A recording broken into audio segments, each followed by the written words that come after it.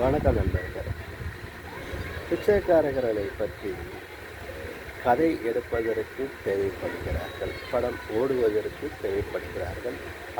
அவர்களை ஊக்குவித்து பிச்சைக்காரர்களும் கோடீஸ்வரர் ஆகலாம் என்கிறத சொல்லிக் கொள்கிறார்கள். ஆனால் அவர்களை பற்றி ஏன் சிந்திக்கவில்லை என்று பார்க்கும்போது, அவர்களுக்கு என்று இப்போ பஸ் ஸ்டாண்ட் எடுத்துக்கிட்டிங்கன்னா எங்கே பார்த்தாலும் படிச்சிருக்காங்க இரவு நேரத்தில். அதில் போயிட்டு சில பேர் போட்டு விடுறதும் டென்ட் போட்டு கொடுக்குறதும் அந்த மாதிரி பண்ணுறாங்க.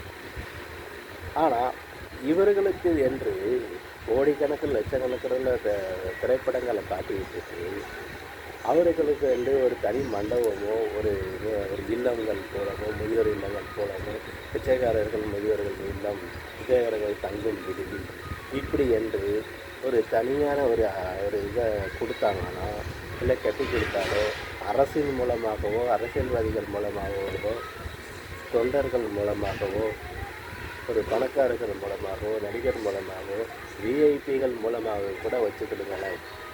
ஏன் செய்ய மறுக்கிறார்கள்? அப்போ படம் போடுவதற்கு மட்டும் இவர்கள் தேவை, மற்றதுக்கெல்லாம் என்ன செய்வது?